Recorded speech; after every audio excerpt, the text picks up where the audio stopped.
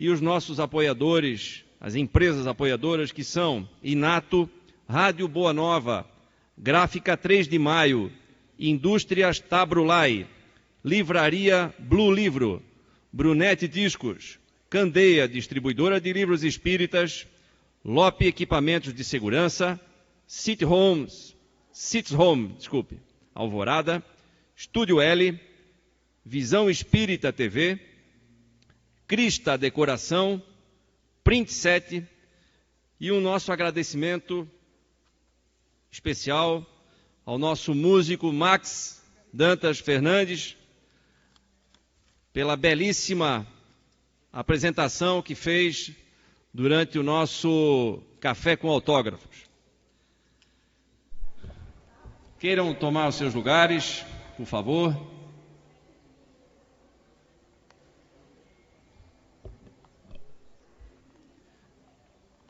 E antes de iniciarmos a apresentação de Nando Cordel e Felicidade Cordel, apenas para lembrar como vai funcionar o Perguntas e Respostas, nós temos aqui as perguntas direcionadas para cada palestrante, eles estarão aqui presentes na mesa e teremos uma pergunta para cada um, alternadamente, e assim sucessivamente até completarmos o horário previsto no cronograma, que é de 21 horas, ok?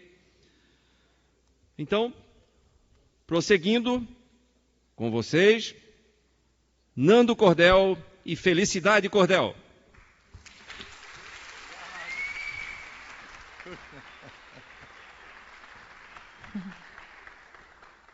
Boa noite. Eu achei engraçado que a gente está tanto aqui que assim, bom dia, boa tarde, boa noite. Passar uma energia bem bonita agora para vocês. Felicidade!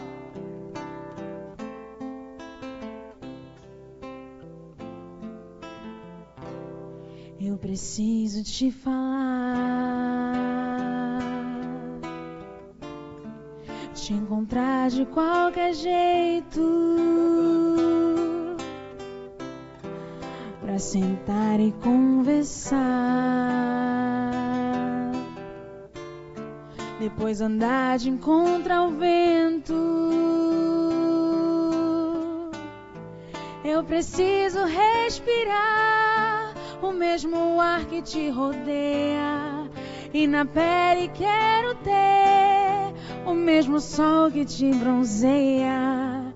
Eu preciso te tocar e outra vez te ver sorrindo, te encontrar no sonho lindo. Já não dá mais pra viver um sentimento sem sentido.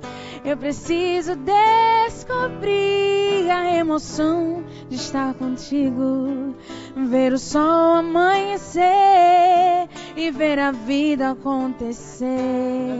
Um dia de domingo. Todo mundo, vamos lá.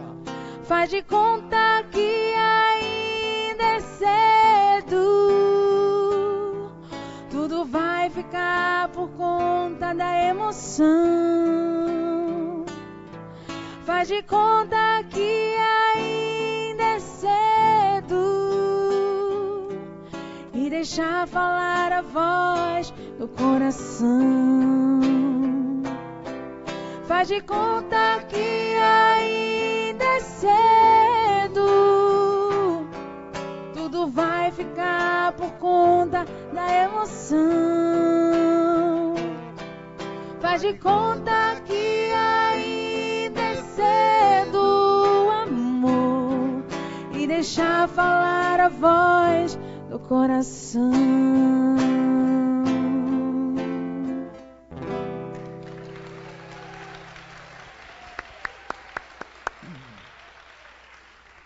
Tudo bem, agora que sobrou para mim, tem um amigo meu aqui, Rodemar, disse assim, Nando, Felicidade vai tomar o teu lugar. Aí quando chegou hoje, isso ano passado, ele disse, você já constatou, né? Já botou o prego enfiou a ponta. Aí eu fiquei pensando, quando chegou ali o rapaz assim, Nando, rapaz, toca, pague meu dinheiro. Eu disse, pague meu dinheiro, vou tocar aqui. Ele tocou uma vez. Vocês conhecem Pague Meu Dinheiro, não conhecem?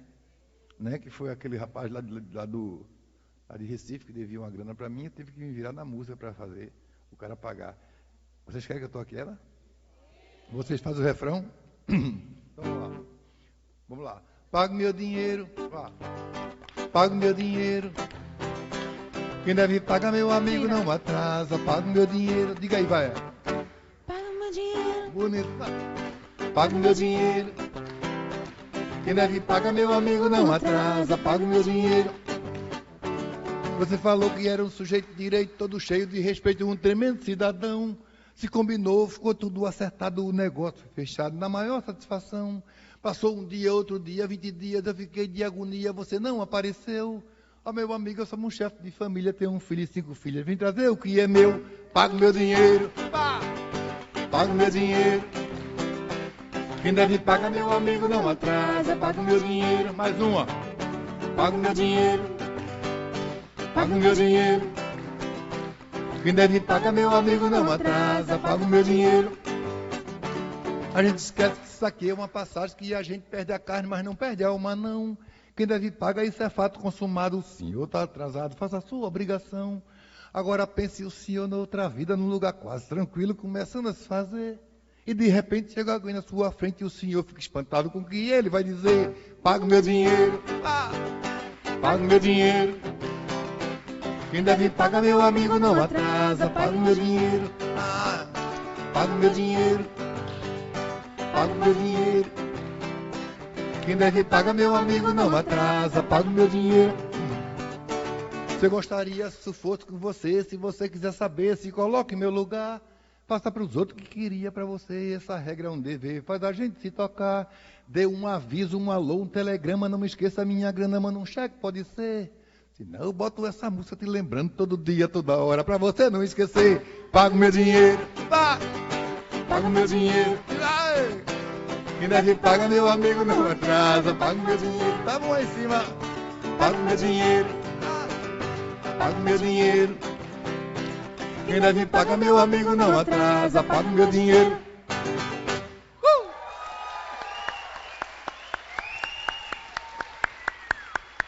A farra tá boa ali em cima, meu Deus.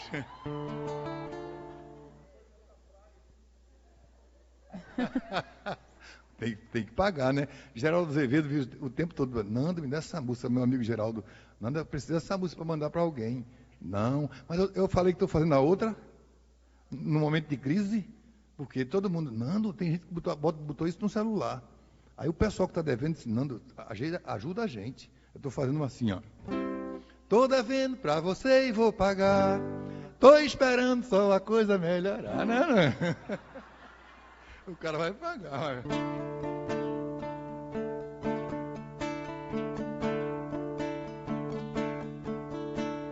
Ainda bem que agora encontrei você. Eu realmente não sei o que eu fiz pra merecer você, porque ninguém não dava nada por mim. Quem dava eu não tava afim. Até desacreditei de mim. O meu coração já estava acostumado. Uma ilusão, e quem diria que ao meu lado você iria ficar. Você veio pra ficar. Você que me faz feliz. Você que me faz cantar assim, na na na na, na na na na na na, na na na na na na, na na na na. Hey, ainda bem que agora encontrei você. Eu realmente não sei o que eu fiz pra merecer você, porque ninguém não dava nada por mim. Quem dava eu não tava afim. Até desacreditei de mim. O meu coração já estava acorrentado. Uma ilusão. E quem diria que ao meu lado você iria ficar? Você veio pra ficar. Você que me faz feliz. Você que me faz cantar assim. Na na na na. Na na na na na. Todo mundo. Na na na na na na na. Na na na na na na. Galera! É na na na na. Na na na na na. Na na na na na na. Na na na na na na. Hey, hey, ainda bem.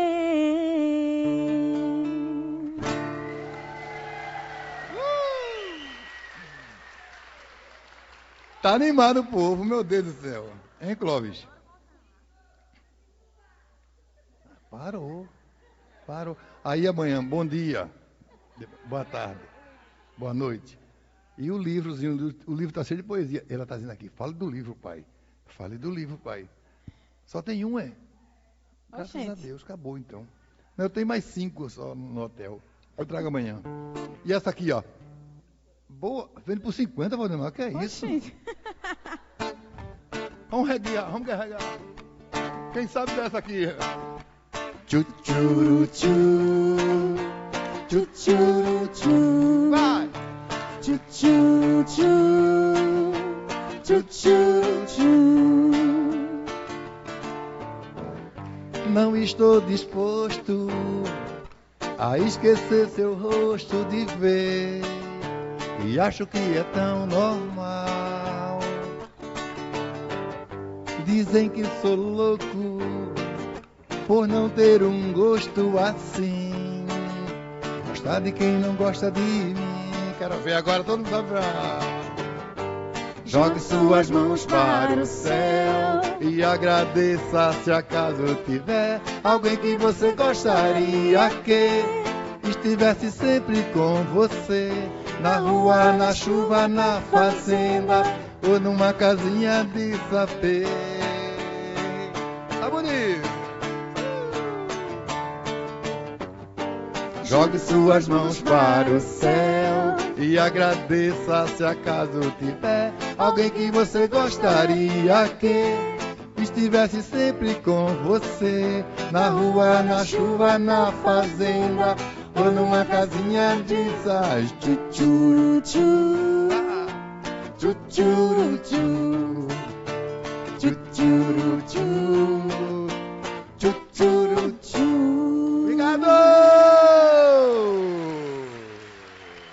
Obrigado! Obrigado! Obrigada! Tirou?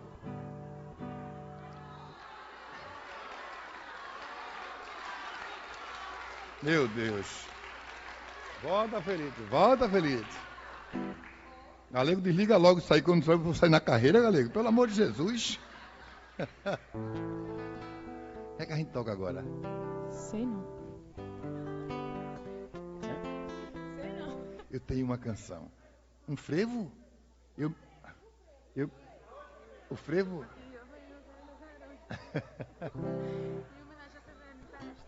Ela quer dançar um frevo, meu Deus. Eu me lembro que em Recife pediram para fazer um frevo, né? Aí eu disse, vou fazer um frevo. Eu tinha feito, hoje é dia de folia, meu coração quer convidar você. Tu conhece? Aí eu fiz um frevo espírita. É assim, o frevo espírita é...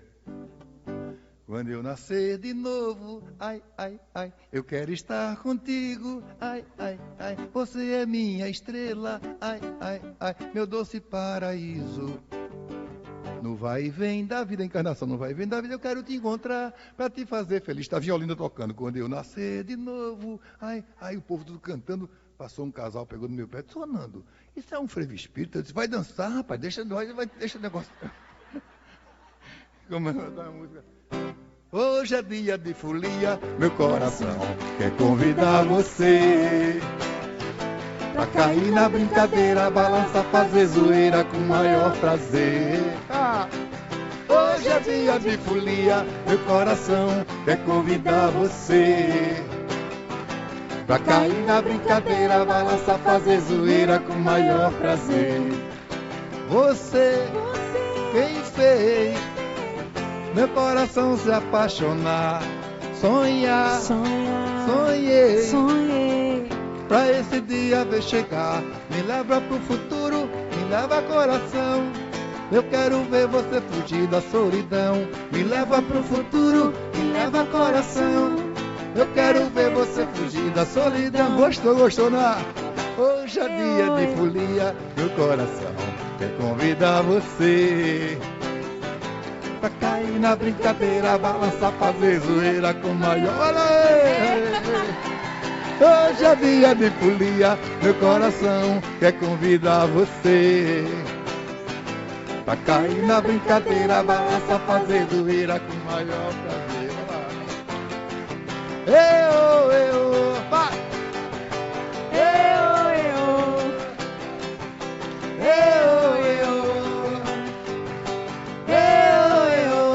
Olha, isso aqui tá muito bom. Isso aqui tá bom demais. Olha, quem tá fora quer entrar. Mas quem tá dentro não sai. Olha, isso aqui tá muito bom. Isso aqui tá bom demais. Olha, quem tá fora quer entrar. Mas quem tá dentro não sai. Obrigado! Valeu!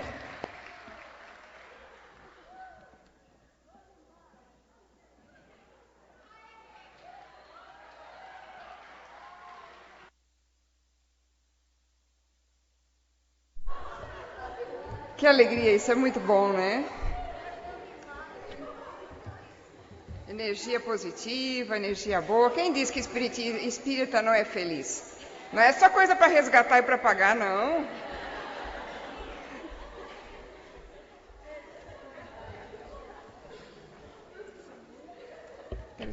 Queremos chamar então os nossos palestrantes e questionados da noite. Professor Vladimir, professor Clóvis Nunes, professor Severino e Zé Araújo.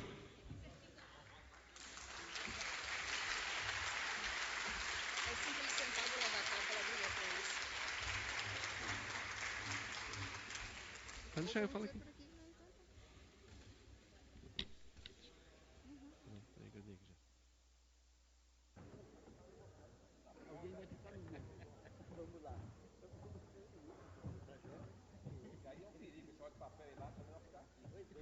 Senhores, as regras do jogo. Parece debate político, né? As perguntas serão feitas alternadamente entre um palestrante e outro, e assim sucessivamente nós vamos seguir até o horário de 21 horas. Cada palestrante terá, em média, 3 minutos para cada resposta, que serão cronometrados. Quando ultrapassarmos o tempo de 3 minutos, discretamente nós vamos fazer um sinal aqui assim. Entenderam? O sinal será assim, ó, discreto. Viu, professor Clóvis? Será assim, ó. Tempo esgotado. Ok? Então vamos lá.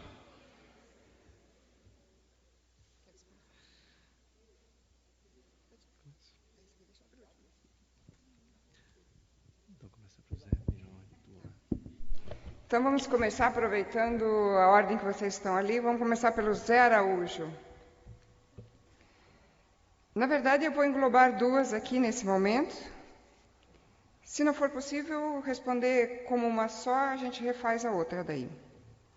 Se a evolução é constante, no futuro teremos outros grupos de inteligência que hoje não existem? E a outra é, como surge um novo grupo no mundo? Bem, na verdade, já surgiram mais 3 grupos naturais, que totalizam 12 grupos naturais de inteligência. Eu não trouxe ainda isso para conhecimento, porque eu, no meu ceticismo, né, que ainda me persegue um pouco, eu estou ainda em comprovações. Já tenho pelo menos de 2 desses 3, comprovações de pessoas, tenho comprovações de lugares, mas ainda falta um para mim terminar, e assim que eu tiver realmente certeza e que eu puder provar com essas pessoas, aí realmente eu vou trazer, como trouxe os outros, né, que eu consigo provar com as pessoas que estão aqui ou estão em qualquer lugar. Então existe, no meu ver, 12 grupos ali, até porque quando eu comecei a estudar a mutação dos grupos, os primeiros 3 grupos foram, a primeira psique foi a do continuador, que pode ser visto até naquele filme Croods, um filme americano, que é da Caverna. O segundo grupo, que foi uma metamorfose, que já veio aí já com os nômades, né, que veio ali, que é os futuristas. E o terceiro grupo, que é um grupo que veio para apaziguar e fazer uma união dos seres, que é o grupo dos nêutros. E assim sucessivamente veio mais uma pirâmide, como eu coloco no Arqueologia do Ser, dos grupos, depois veio uma terceira, e aí tem uma quarta que faz com esse número, que é um número cabalístico também, né? É um número que está dentro de uma certa proficiência nas outros dogmas e outras ciências que não são daqui do Ocidente, que é o número, que tem o número 3, que é a lei de 3, depois uma multiplicação de 3 por 4, que é uma coisa que vai consolidar a inteligência na Terra. Após isso, esses 12 grupos, realmente, aí a Terra vai estar num outro processo. Eu não faço questão de ser a pessoa que vai descobrir e deixar os 3 grupos. Se assim for, eu farei. Se assim não for, também não o farei. Mas que já tenho 2 a mais que consegui descobrir.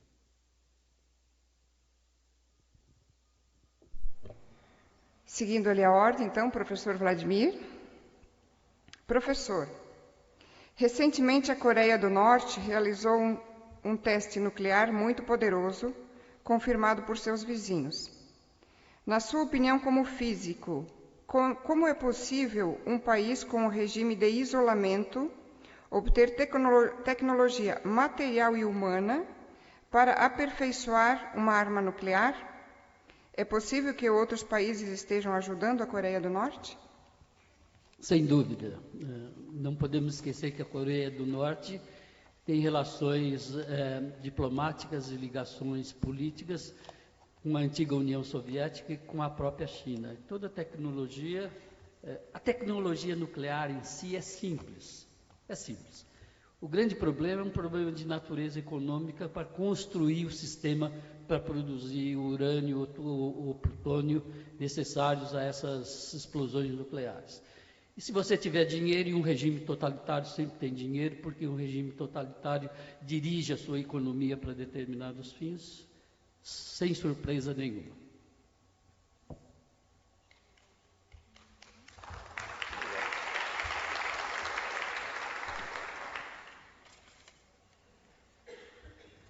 Pergunta para o senhor Severino Celestino. Atualmente, vários rabinos falam sobre a reencarnação, principalmente na Cabala, obviamente com suas particularidades dentro da cultura judaica. Há indícios da crença da reencarnação na época de Jesus? Claro que sim. A reencarnação, como o Cláudio falou hoje, nem foi criação do Espiritismo nem do judaísmo, ela é muito mais antiga.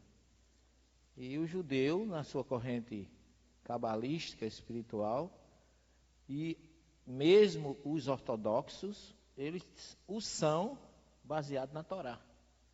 A Torá, ela prega em suas obras, desde o Gênesis, a própria criação do homem, já fala que o homem foi criado para múltiplas existências. Que a palavra vida em hebraico não existe no singular. Então, Moisés escreve que vai ser Yahvé Elohim, formou Yahvé com Elohim, et Hadam, o homem. Veio a par e soprou e insuflou em suas narinas um Nishmat Haim, que é um sopro de múltiplas existências, já na primeira revelação da criação do homem. Nós temos existências transitórias e sucessivas. Então está na expressão máxima do Gênesis 2:7, no texto original, que ninguém traduz assim, porque não há interesse, sobretudo na questão ocidental, nesse sentido. E Jesus pregou abertamente que Moisés era o Elias, que João Batista era o Elias que devia voltar. Lá em Mateus capítulo 11, versículo 10 a 14. Então, Jesus, principalmente, não era o objetivo dele pregar reencarnação, mas ele não conseguiu, mesmo não pregando, deixar de falar a respeito. Quando as perguntas que eles faziam, que diziam, quem dizem os homens que eu sou, diz que é Elias, Jeremias ou alguns dos profetas, porque o povo acreditava naturalmente, porque no hebraico existe mais ou menos, que tem no sânscrito, que tem no grego, que tem outras estruturas, o que ele chama de guigulo, que é rodas, Neshamá é alma, Neshamot é alma, rodas da alma, ou múltiplas existências. Então, qualquer judeu ortodoxo, mesmo que não seja da corrente cabalística, ele aceita a reencarnação, como o meu professor de hebraico dizia, nós aceitamos a reencarnação porque está na Torá, e o que está na Torá a gente não discute. Então é palpável que tanto no Velho como no Novo Testamento, ou primeira e segunda revelação, e terceira, que veio complementar, se completam exatamente nesse sentido, fundamentalmente trazendo como princípio básico a múltipla existência do ser humano. Muito obrigado. Professor Clóvis, no livro de Ian Stevenson, temos o caso de lembranças de vida passada da filha de Valdomiro Lorenz. Tendo sido médium e de grande ostensividade, sua filha não poderia ter, em vez de lembrado, ter captado informações por uma mediunidade presente também nela, ou seja, ter confundido a informação com captação mediúnica ou com uma lembrança anímica?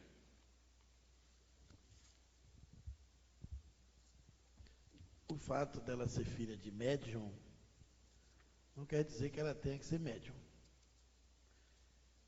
E se a lembrança foi anímica, não é mediúnica. Porque a palavra anímica quer dizer, vem do termo ânimos, que quer dizer da própria alma, de si mesmo.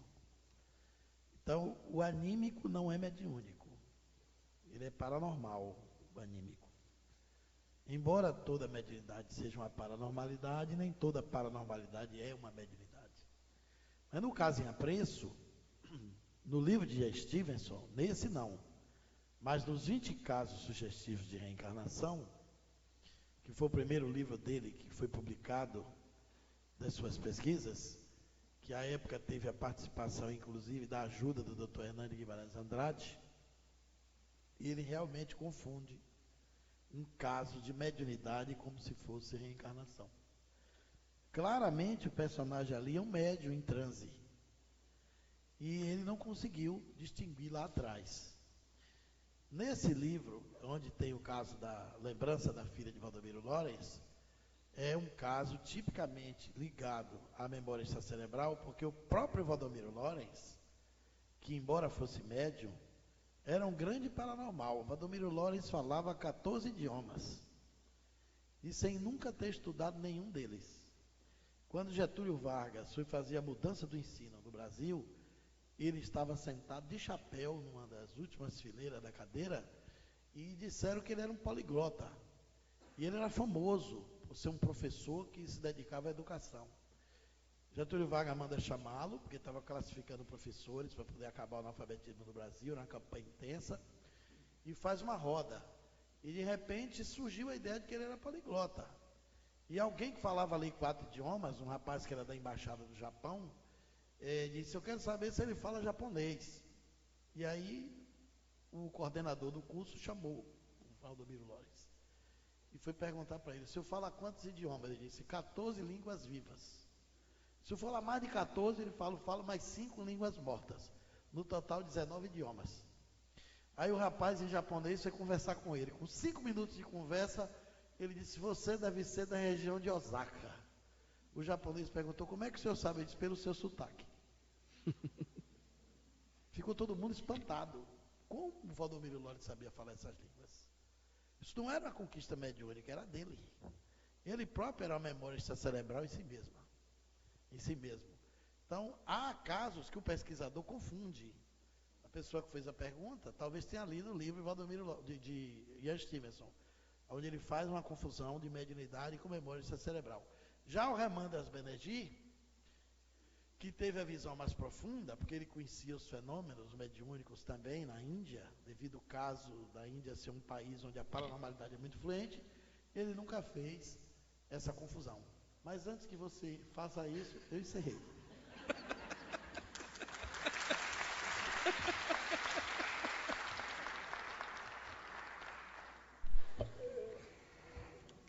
Zé Araújo.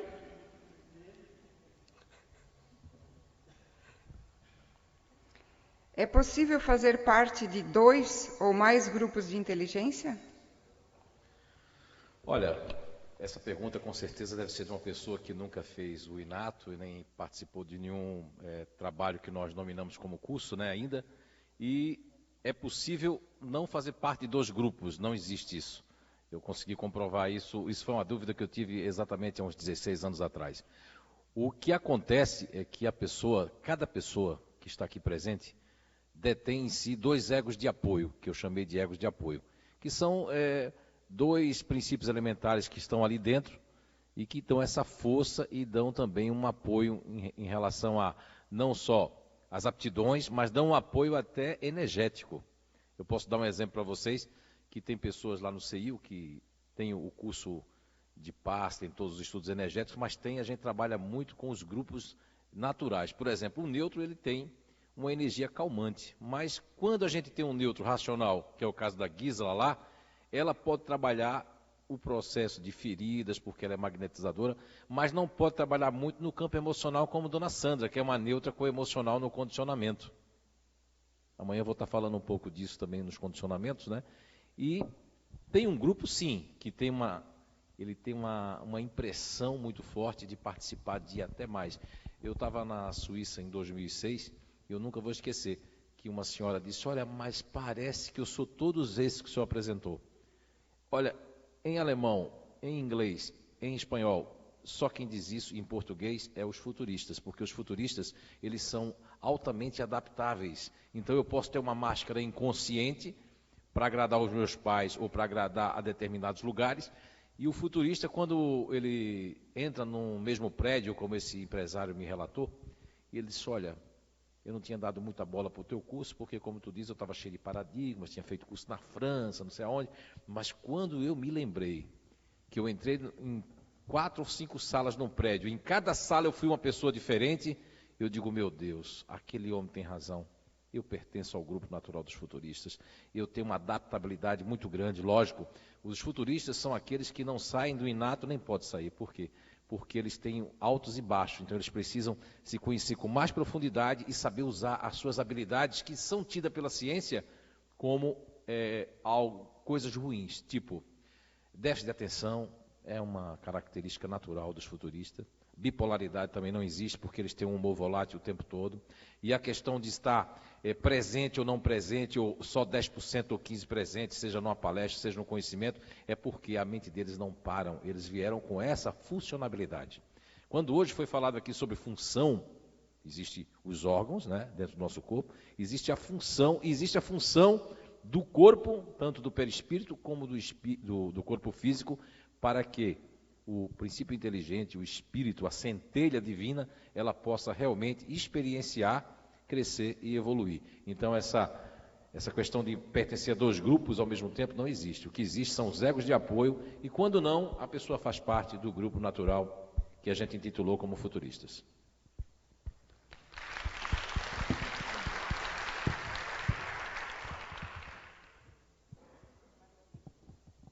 Dr. Vladimir? No Brasil, costuma-se escutar que há uma linha religiosa e uma linha científica, e que há um conflito entre elas. Não conhecemos a origem disso. Procede? Existe uma impossibilidade nos 3 aspectos? Ciência, religião e filosofia? Bom, vamos começar, como se diz, pelo começo. O primeiro pensamento organizado do ser humano foi o pensamento religioso. quando o pensamento religioso deixou de responder satisfatoriamente algumas questões, o homem foi para o lado, ou criou a filosofia, que tinha por objetivo responder questões fundamentadas na lógica do processo. Então, veja, eu tenho inicialmente um pensamento religioso, e esse pensamento religioso se torna deficiente ao tentar responder determinadas questões. Então, a inteligência humana procura uma outra maneira de responder essas questões que não sejam fundamentalmente pela crença. O ser humano procura entender essas mesmas questões que são formuladas pela crença, pela religião, de uma maneira mais complexa, de uma maneira mais satisfatória.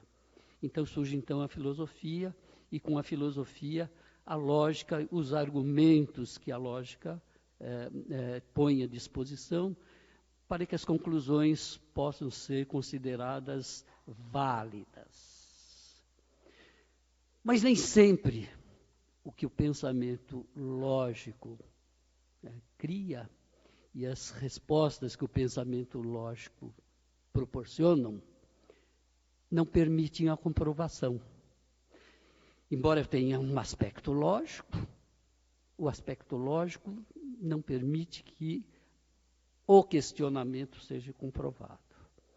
E quando eu tenho um nível intelectual mais exigente, que não se satisfaz simplesmente com argumentos, mas que é o quê? A reprodutibilidade do fenômeno, que é a reprodutibilidade que seja realizada em qualquer lugar do planeta, mantendo as mesmas condições. Porque é com a reprodutibilidade que eu posso entender se as leis naturais estão sendo realmente respeitadas. Aí eu parto para o pensamento científico. O pensamento científico é aquele que vai procurar demonstrar pela experimentação que o fenômeno pode ser reproduzido ou reproduzido dentro das leis naturais. E aí vem a grande pergunta, né? Quais são as leis naturais? Se costuma muito confundir leis naturais com leis morais. São duas coisas diferentes. As leis naturais são as leis da natureza, aquelas leis que a física descobre. Porque a palavra física, por si só, significa natureza. Na época do Kardec, se conhecia 17 leis naturais. Então, a maneira de interpretar a obra do Kardec era através daquelas 17 leis naturais. Hoje, nós conhecemos 30 leis naturais, ou seja, nós ampliamos o nível de conhecimento dessas leis naturais. Então, as leis naturais, a beleza delas, em relação à crença, é que todas as leis naturais, elas não competem entre si. As leis naturais são complementares. E essa é a beleza do processo. Eu não tenho que uma lei anula a outra.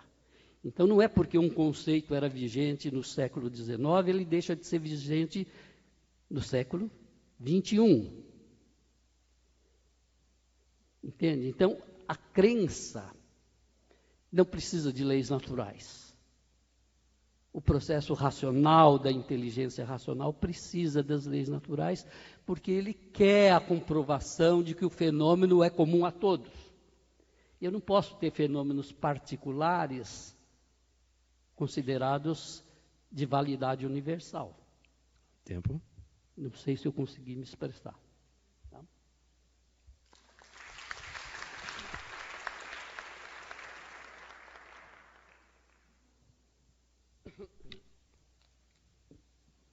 Professor Severino, o senhor acredita que ocorreu a compra de Judas, a entrega das moedas e o beijo no monte?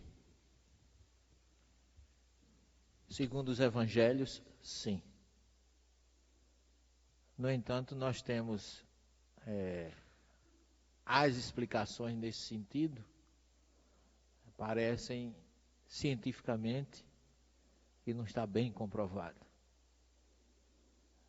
O que ocorre é que Judas aproveitou um momento, na sua visão de tesoureiro, que ele poderia aproveitar das duas coisas.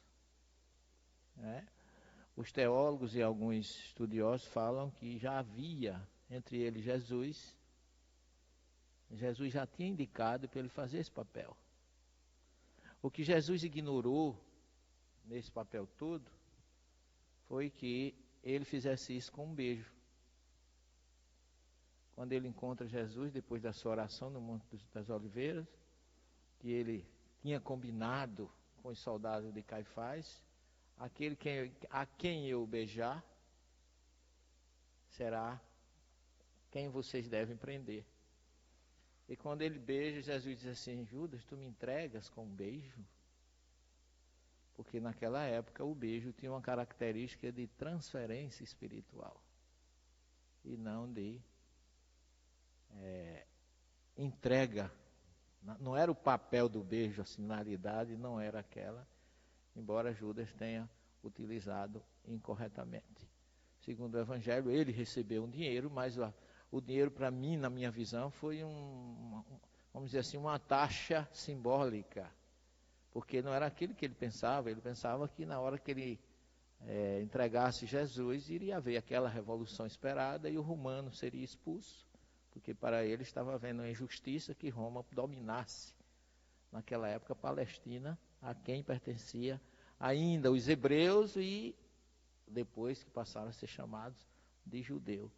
É tanto que quando ele viu que não aconteceu da forma que ele esperava, ele jogou o dinheiro fora. E disse que o dinheiro foi comprado, tem um campo lá que a gente avista da casa de Caifás, tem um campo que ele chama Aceldama, e a palavra Acer, dam em hebraico é sangue, e Acer é campo de sangue, Aceldama, que é a tradução, que diz que foi comprado com aquele dinheiro que Judas jogou fora. Mas, segundo o Evangelho, sim. Agora, particularmente, eu acho que não era o interesse dele naquele momento a questão financeira. A preocupação de Judas era muito mais política. Era que ele fosse um instrumento de libertação do povo de Israel. Se você vê durante a ceia, quando Jesus falava que alguém iria entregar, que ele não falou em trair, e ele diz assim, vai, olha para Judas e diz, vai e faz logo o que tem que ser feito. Parecia que eles já estavam, que havia previamente uma indicação da parte de Jesus para que ele fizesse aquilo. Na visão de Judas era o momento da revolução, na visão de Jesus era o momento do testemunho que estava chegado para que ele fosse realmente, como Messias, teria que ser entregue, segundo os profetas, por alguém do seu grupo, da sua convivência. Então é assim que nós, até agora, podemos analisar esse processo. Muito obrigado.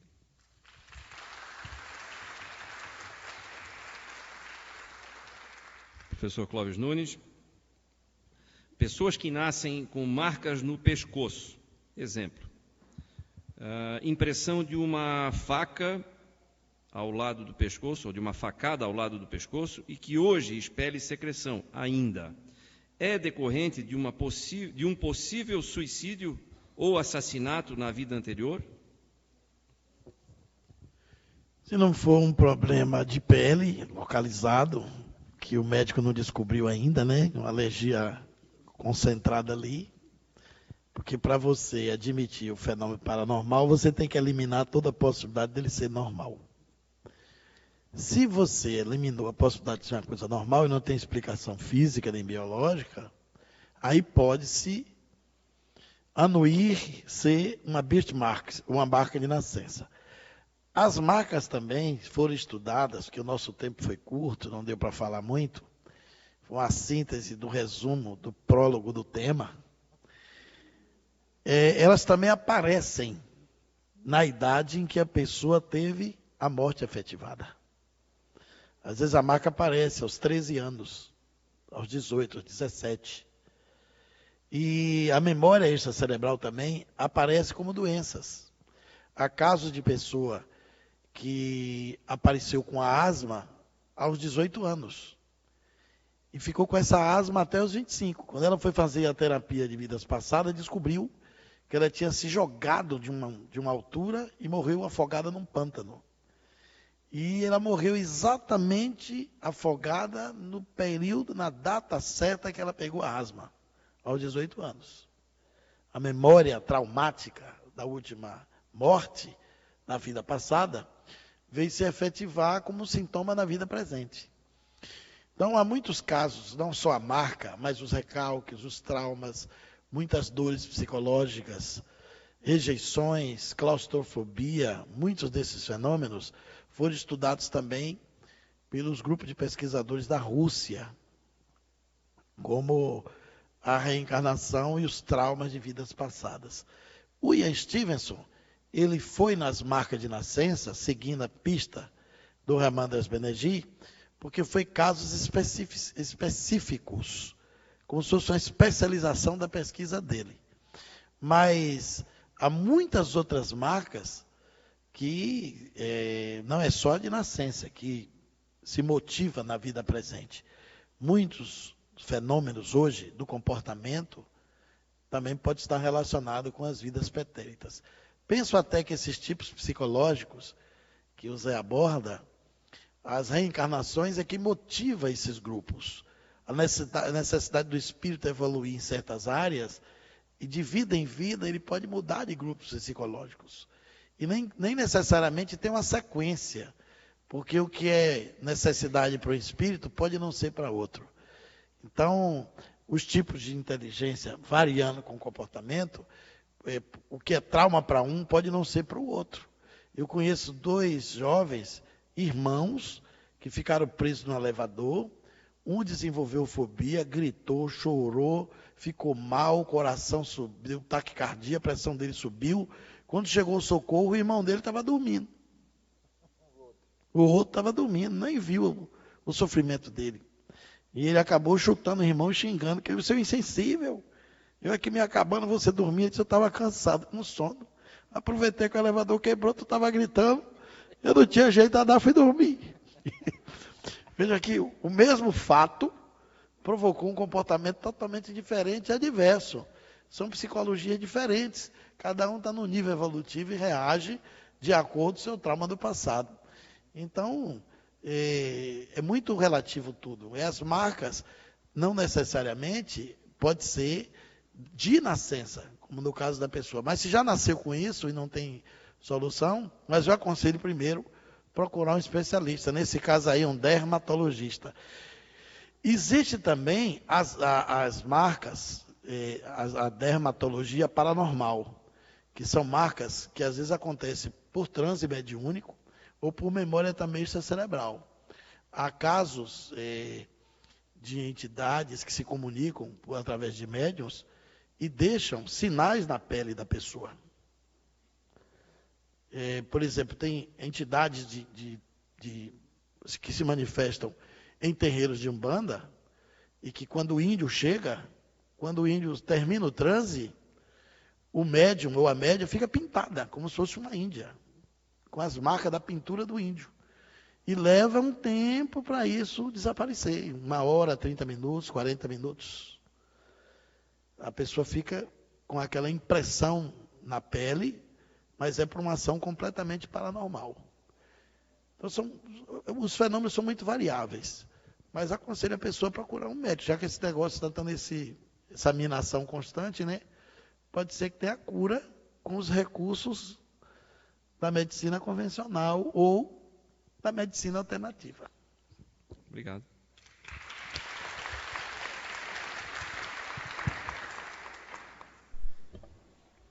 Zé Araújo. Hoje há nos países todos os grupos, mas nos séculos passados os comportamentos dos povos em determinada localidade parecem ser muito iguais. Haviam grupos que predominavam ou até que se tornavam os únicos em certas localidades? Então, hoje eu ainda tenho uma pesquisa muito completa, né? Eu agradeço muito a questão da psicometria e descobri que é uma coisa totalmente natural. Um grande estudioso tinha me falado isso há muitos anos atrás, E depois o professor Clóvis Nunes também, o ano passado, ou retrasado, me falou que a psicometria ela é orgânica, ela é da pessoa, ela não tem nada a ver com a mediunidade. Isso é verdade. Na minha vida profissional, quem já me viu fazendo seleção, hoje para identificar um grupo natural é questão de 1, 2 segundos. Sempre foi assim, mas eu não sabia lidar com isso, né? Então, eu uso na minha vida profissional, não deixa de ser um trunfo de trabalho para mim, mas uma vez até tentaram me acusar de que eu, no meu trabalho, eu uso mediunidade. Psicometria não é mediunidade. A mediunidade precisa de um espírito, ou outro espírito, para fazer uma mediunidade comigo, ou seja, você é um medianeiro deles. E eu faço isso, minha psicometria, ela funciona 24 horas. Eu achei que era só aquela de tocar nos objetos, e não, eu tenho ela que é um decodificador energético. Agora, eu não fui em todos os países, mas veja bem, tem um caso muito curioso. Eu nunca tinha ido na Suíça antes de 2006, mas eu sabia que a Suíça era de uma energia, de um inconsciente coletivo com a energia predominante neutra, dos neutros, que é do PEN, Princípio Elementar Natural, que é a questão 907, 908, 191 e a Gênese no capítulo Bem, o Mal, item 18, que fala das paixões, né? Que eu nominei no novo neologismo de PEN, Princípio Elementar Natural. Então, veja bem, eu nunca tinha ido na Suíça, mas viajei até lá, de alguma forma, e eu tinha certeza que a Suíça era neutra. Aí comecei a pesquisar sobre a Suíça, veja bem. Os neutros que eu já perguntei ao longo dos anos, isso vai desde a Dona Maria da Graça, que nunca fez trabalho comigo, a esposa do Severino, até a minha filha Fernanda e todos eles, empresários, tudo, eles dizem que quando criança se fingia de morto, assim, para a mãe quando chamava para ir para o supermercado, vem para a venda! E quando alguém ia, vivia de novo. Ficar. Esse tema se fingir de morto, a Suíça fez isso quando o Adolfo passou por lá, né? Com o pessoal. Ficou quieto, é paraíso fiscal porque não quer conflito. Tudo fazem na Suíça porque a Suíça é neutra, né? Só que essas foram as informações que eu tinha para comprovar a minha psicometria.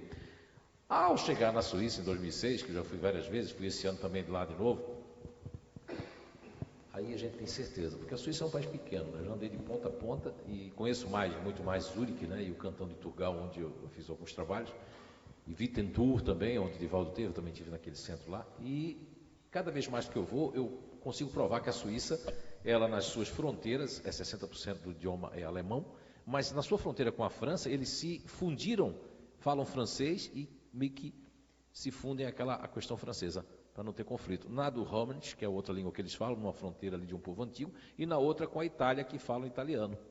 E o povo do meio, quando eles chegam assim, eles ficam, para não conflitar, alguns falam algumas línguas, outros só falam alemão. Então, existiu localidades como Roma, por exemplo. Se você fizer um estudo energético e psíquico de Roma, nós vamos ver que Roma, eu não identifico que Roma é os Estados Unidos pela águia, por questão de dominar o mundo. Não. Existem outras questões que eu vou trazer num livro muito apropriado de pesquisa, que vai meio que comprovar. Eu nunca fui nos Estados Unidos, né? Quer dizer, agora, nessa encarnação. Nunca fiz questão, clientes já tentaram me levar. Talvez esse ano eu vá, realmente agora vai acontecer talvez um trabalho profissional que eu vou ter que ir. E vai ser bom porque eu já sei que lá é uma atmosfera futurista. Estudando Roma, né? Cícero, entre outros que falaram também sobre a paixão, de outra forma, nós percebemos que Roma é uma estrutura completamente futurista. Eu estou falando não só do Império Romano mesmo, como ideia, né, de ser o melhor, de estar competindo, de ter metas, de alcançar os troféus, né? Que o grande troféu era de outra forma. E se a gente perceber, os Estados Unidos não é a mesma coisa, não quer ser o melhor do mundo, dominar o mundo, a moeda dele, o dólar, a língua que tem que ser falada é a língua, né, inglesa. Não estou fazendo aqui dizendo que é, mas chama atenção. Agora, existem locais como Blumenau hoje, que é 110% continuador. Existem locais que são muito fechados. Por exemplo, a cidade de São Paulo. Olha, quem mora em São Paulo, na capital, sabe que a capital eu considero e tenho certeza que é 200% futurista. São Paulo é a cidade workaholic. Esse termo em inglês, trazendo para um lado mais positivo, em vez de ser viciado em trabalho, é condicionado a estar ocupado o tempo todo. Se o futurista sair daqui de Blumenau, que está numa atmosfera continuadora, e ele for para São Paulo, vai potencializar e muito esse lado futurista dele. Ele vai ficar workaholic, ele vai ficar competitivo, ele vai ficar de uma forma tão grande no seu próprio, né, no seu próprio PEN, princípio elementar natural, que vai potencializar o mundo. Existem locais que são fechados no PEN e outros que são mistos. Por exemplo, a cidade de Salvador, Bahia, uma cidade que eu já fui 44 vezes, amo Salvador. Tem gente do Nordeste que não gosta, eu gosto muito de Salvador, né? E tenho muitos amigos lá em Lauro de Freitas e tudo mais. Salvador é uma mistura de uma energia da gula, que a gente chama dos otimistas, e uma energia do neutro. Certa feita nós ficamos na praia de Pituaçu ali 3 meses, eu e minha esposa. Ela ficou magra, ela perdeu 15 quilos, porque ela não se dava com óleo de dendê, né? E aí, lá, ela ficava assim, como é que naquela época do Walkman, lembra do Walkman? Mas o cara não tinha Walkman nem nada, e dançando sozinho, cantando. Ela disse, mas cadê o fio? Não tem fio ligado ali, nem música. Eu digo, não, mas aqui o baiano não precisa de fio, a música ele faz na cabeça. Quer dizer, a pessoa que é o soro... Opa, agora vai travar a língua, né? O soro... Como é que é? A pessoa que nasce em Salvador. Eles são diferentes do interior. Soteropolitano, eles têm esse lado otimista com neutro. Mas Florianópolis é o contrário, é neutro com otimista. E está numa região continuadora com fazedor. Quer dizer, eu já descobri de norte a sul do Brasil, todas as capitais brasileiras, todas elas, sem exceção, eu tenho catalogado qual é a energia predominante, tudo guardadinho, porque um dia eu ainda vou lançar um livro, né, sobre o inconsciente coletivo e as coisas. Só queria fazer um complemento, que o professor falou ali, e com muita... o homem nunca fez um curso completo dos grupos e ele falou uma coisa muito certa. É verdade. Essa questão do trauma psicológico, de uma encarnação para outra, é aí onde entra a lógica da reencarnação dos grupos naturais. Porque, perceba bem, eu tenho vários cases, está tudo guardado por um livro aí que um dia eu vou lançar, que é um caso de Timbó, que me chama muita atenção. Uma pessoa veio com o corpo deteriorado, porque ela era tão suicida que veio num corpo deteriorado, assim, com um esôfago, já com um outro problema, mas ela veio numa base otimista da gula. Ela quer se vitimizar, mas não consegue, então ela tem que sorrir, tem que brincar. Esse é um caso espetacular. E a pessoa não é espírita. Muito bem. Tem outro caso, que é um caso lá dentro do CEIU, que são vários casos, da pessoa vir como fazedor, porque eu fui muito irresponsável na outra vida, eu tinha trauma da minha irresponsabilidade, eu veio numa base fazedora, para ter o dever, para me irritar, para sentir raiva contida, para não deixar nada para depois. Então, realmente isso faz muita lógica, e quando você vê a reencarnação através dos grupos, abre toda uma perspectiva diferente. Lógico, com lógica, bom senso e comprovando, porque como disse o doutor Ney Preto Pérez, quando eu estava lá no Nando Cordel, no Cabo de Santo Agostinho, ele disse, nunca mais diga que isso aqui é uma ciência empírica, porque quando você colocou um painel de gente e conseguiu comprovar com elas mesmas, isso passa a ser uma ciência de fato. Ignorada pelas pessoas que são donos da ciência, mas está começando, então vai chegar um dia que isso aqui vai fazer muita diferença em todos os aspectos, até para ver o pensamento de um físico, o pensamento de um historiador, dependendo do grupo que ele faz parte, a perspectiva, a visão é totalmente diferente um do outro.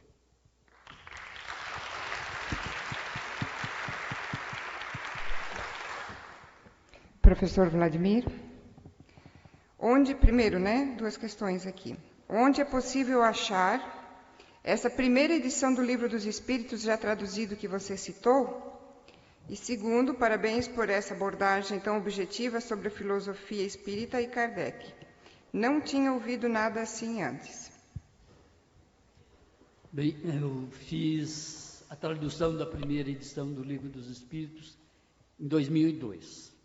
O meu instituto comprou os originais da Biblioteca Nacional Francesa. Nós traduzimos, eu traduzi o livro porque eu já contei isso na palestra, né? Eu achava um absurdo usar a segunda edição sem saber a primeira edição, quando a doutrina espírita está na primeira edição. Tá? Se confunde muito dentro do espiritismo brasileiro, dizendo que a doutrina é o Pentateuco kardeciano, até o nome Pentateuco a gente importou da igreja. Né? Não, a doutrina espírita é só na primeira edição do Livro dos Espíritos. Os demais livros que o Kardec escreveu fazem parte da filosofia espírita, são complementares. Então, é a explicação daquilo que apenas 7 espíritos, pelas pesquisas que nós fizemos, participaram das primeiras sessões na residência do casal Budan, do Rustam, não? Foi ali que nasceu realmente os princípios, foi ali que foram analisados os princípios. Só que essa primeira edição, nós fizemos uma única edição, traduzimos e imprimimos 3.000 exemplares. Eles se esgotaram e não foram reimpressos. Então acabou, não temos mais. Tá? Temos apenas os originais que adquirimos da Biblioteca Nacional Francesa. E o livro, seguimos aquela ideia já antiga que a USE tinha, quando fez 50 anos.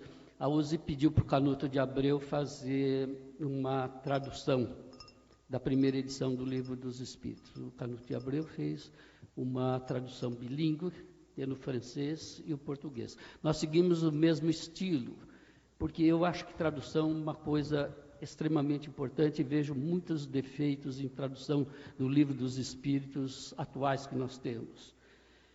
Porque nós não podemos esquecer que o livro foi escrito no século XIX, com o francês do século XIX, e uma língua dinâmica.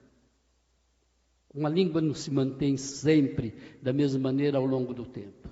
Então, um texto que foi escrito com o linguajar do século XIX, ao ser traduzido no século XX e no século XXI, tem que se tomar muito cuidado. A gente tem que ir à etimologia das palavras, ver os significados.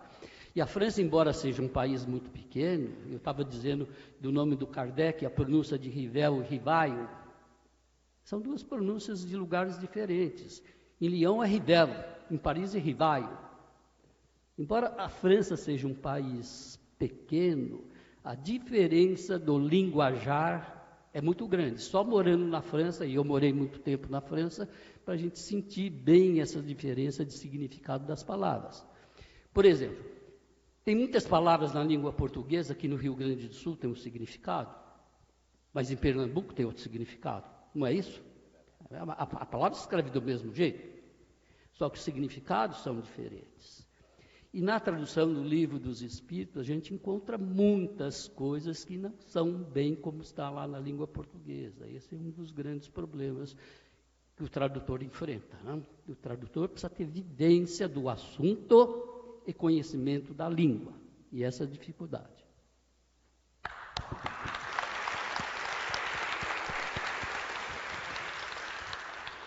Professor Severino, comente alguma manipulação nas traduções bíblicas que travam o crescimento do ser. Eu acho interessante porque o assunto começou aqui com o professor Sanches, né? Que ele está exatamente levantando aquele princípio de que todo tradutor é traidor, né? E eu uma vez comentando com um companheiro lá de Israel, que fizemos a tradução do Gênesis juntos, levamos 5 anos, direto do hebraico para o português. E eu comentando com ele, perguntando a ele se ele não lia a Bíblia em português. Ele disse, eu não leio porque está tudo errado. Não tenho nenhum interesse de ler. Então, quando a gente começa a analisar as questões do que está escrito no original e do que chega até nós, porque traduzir é realmente algo muito difícil. As pessoas costumam fazer exegese e hermenêutica sem traduzir. E toda hermenêutica e toda exegeta sabe que a primeira coisa que você tem que fazer antes de analisar um versículo bíblico é traduzi-lo. Se você já pega traduzido por outro, vai ser a opinião do outro contra a sua. E Kardec levanta isso muito bem quando ele faz seus comentários lá na Gênesis.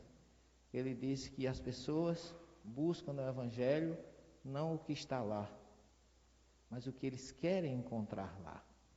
Então eles ficam vagueando, esse é o termo que Kardec usa, volteando em torno de um texto bíblico ou de um versículo para encontrar ali o que ele quer encontrar e não o que está lá. Isso eu acho que Kardec foi muito, teve um senso de visão muito importante, que muita gente não sabe, mas Kardec é um grande exegeta. Ele pega o Evangelho segundo o Espiritismo e faz uma exegese dele. Depois é que vem a opinião dos espíritos, mas podemos ver que cada texto daquele que ele usou, que não foi nenhuma tradução dele, foi de uns irmãos franceses, que era muito importante na época, Saci, E ele utilizou a tradução porque ele não mexeu com tradução, ele mexeu com o que ele tinha. Então você pega versículos na Bíblia que as pessoas traduzem e na verdade não traduzem, realmente traem. Isso traz uma consequência muito grande. Basta que você veja que um exemplo muito simples é o Salmo 23, quando Davi se dirige a Deus no deserto da Judéia, perseguido por Saul, fugindo de um exército, e ele diante de si encontra um deserto, e ele dá a frase de maior esperança que o Salmo traz, que os verbos estão todos no futuro, traduzem no presente. Davi foi profético, ele diz: Yahvé roi lo echissá. Deus é meu pastor, que a palavra pastor em hebraico é roi. Roi sheli, roi, a contração. Yahvé roi. Lo é não. Echissá é o futuro do verbo lechassé em hebraico, significa sofrer falta. Então ele diz: neste deserto oculto, obsoleto, onde não existe nada, o meu pastor é o próprio Deus. Então a tradução correta: Deus é meu pastor, não me faltará. É o próprio Deus quem não me falta nessa aridez do deserto. E as pessoas traduzem: nada me faltará. E o nada leva ao material, aquilo que vem trazer. E o pior não é isso. Esse versículo criou uma teologia cristã chamada teologia da prosperidade, que é onde se baseiam muitos das igrejas pentecostais hoje, trabalhando em cima disso. Então vocês observem, bastou uma palavra, né? Que de não me faltará para nada me faltará.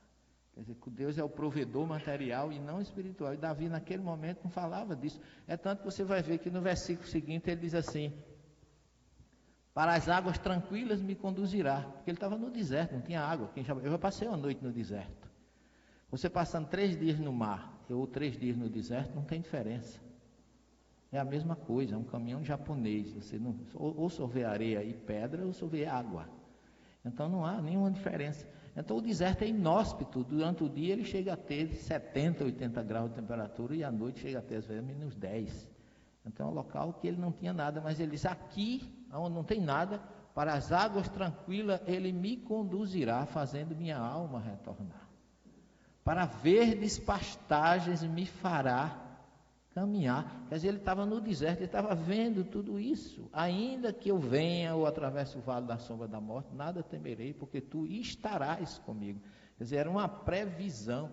Teu bastão e teu cajado serão o meu conforto, a minha defesa. E no fim ele diz assim: certamente bondade e benevolência me conduzirão todos os dias das minhas vidas, e não da minha vida. Então, para as águas tranquilas me conduzirá, e ungirás minha cabeça. Ele estava perseguido para ser morto pelo exército de Saul, num deserto, sozinho, e ele vê que Deus ungirá a cabeça dele como rei de Israel, e assim foi. Então, é um salmo profético, é um salmo de esperança, e é um salmo que, infelizmente, até hoje, muito mal traduzido e, pior ainda, interpretado. E é apenas um pequeno exemplo, para vocês terem ideia. Imagine uma Bíblia toda, né? Que você vê que Davi matava. Davi chegou, conquistou uma cidade, e depois ele colocou, o general dele colocou a coroa do rei na cabeça dele, e ele escravizou todo mundo. E os tradutores dizem que Davi passou as pessoas às serras e os queimou em fornos. Ele escravizou e colocou para trabalhar em serrarias, em fornos, em oficinas. Não matou ninguém. Eu já vi muitos palestrantes espíritas até dizer assim: eu detesto Davi porque era um assassino frio. Porque baseado em quê? Numa tradução, numa traição. Então esse é realmente um trabalho difícil, e eu acho até que o professor Santos devia ser incentivado a reeditar essa obra de Kardec, porque, como ele bem colocou, é o verdadeiro livro dos Espíritos. E ele sabe, ele morou lá, e a gente sabe o que significa em Israel determinadas colocações. O hebraico que se falava naquela época, o hebraico que se fala hoje, não é? A forma como você saúda uma pessoa. Se eu digo em hebraico, você pergunta: como é que você está? Mashlom ha. Quer dizer, como se fala muito de paz, shalom é paz. Como está a sua paz? Essa é a saudação, mashlom ha. Mas se ele é meu amigo íntimo, eu já não digo mashlom ha. Eu digo manishmah. Quer dizer, como é que você está sendo ouvido? quer dizer, as pessoas estão lhe ouvindo bem, e são pequenos exemplos que na prática tem uma diferença muito grande. Eu não posso chegar para um motorista de táxi e perguntar, Manishma, mas eu pergunto para Gade, Manishma, o Mercedes está tudo bem? Mas para um motorista de táxi eu não vou perguntar, eu vou dizer, Manishma, como está a sua paz? Então, esses são detalhes que na vida, no dia a dia, que você entende, são particularidades que realmente são importantíssimas. E tem coisas no livro dos Espíritos que eu, como espírito, eu não entendo, e eu acho que no francês não está daquela forma. Obrigado. Posso complementar só um pouquinho? Eu abdico do meu tempo na segunda. Eu, uma vez, em 2009, eu fui fazer uma palestra nos Estados Unidos, no estado do Oregon, numa instituição. E fui lá, comentei o trabalho de pesquisa que nós fazíamos. Para minha surpresa, eles também faziam um trabalho de pesquisa similar ao que nós fazíamos em São Paulo. Bom, passaram-se alguns meses, ou um ano e meio mais ou menos, eu recebo dos Estados Unidos um envelope com uma cartinha e um livro dos Espíritos dentro. E a cartinha dizia o seguinte: professor, estamos lhe encaminhando uma tradução do livro dos Espíritos que fizemos para a língua inglesa. Para isso, contratamos 2 especialistas em língua francesa do século XIX para fazer a tradução. 2 especialistas na língua francesa do século XIX para fazer a tradução. Ora, quando é que os tradutores brasileiros tiveram esse cuidado?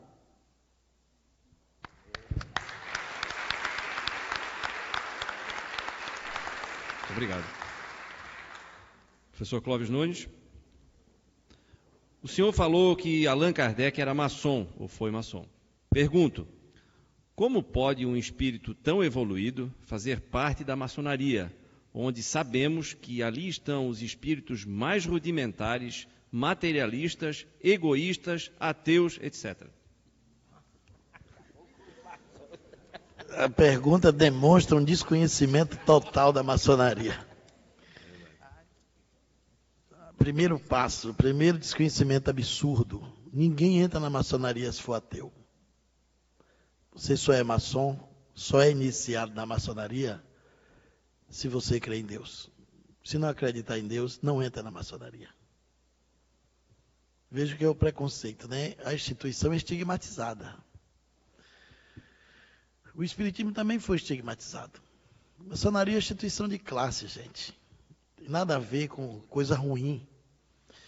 Os maçons todos são homens de bem. Um dos princípios da maçonaria é a família.